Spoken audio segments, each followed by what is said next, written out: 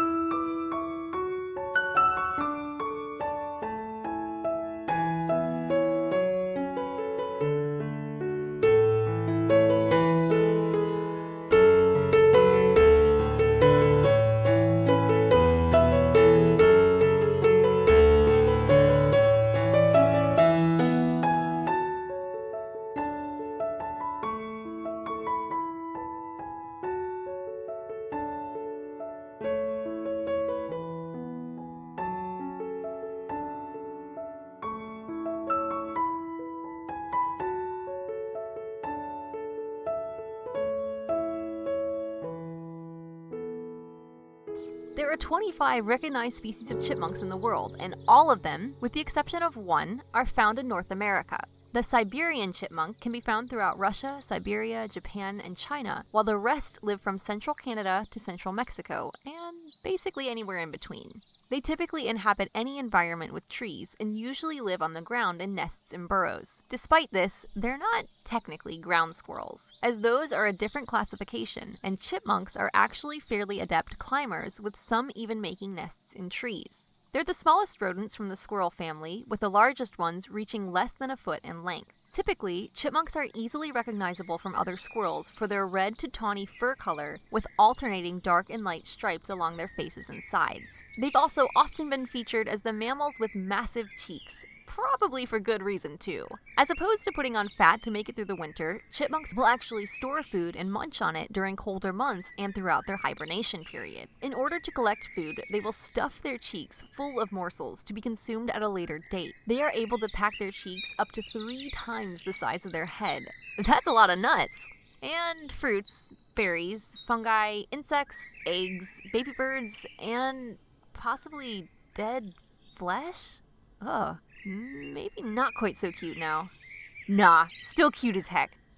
Depending on where they live, they will have 1 or 2 litters of pups per year, once in the spring and then again in the fall if they have a second litter. The females gestate or remain pregnant for about 30 days, and although they will fiercely protect their babies for the first 2 months of life, after that, they're on their own. And this is because chipmunks are relatively solitary creatures, who only really come together for mating seasons.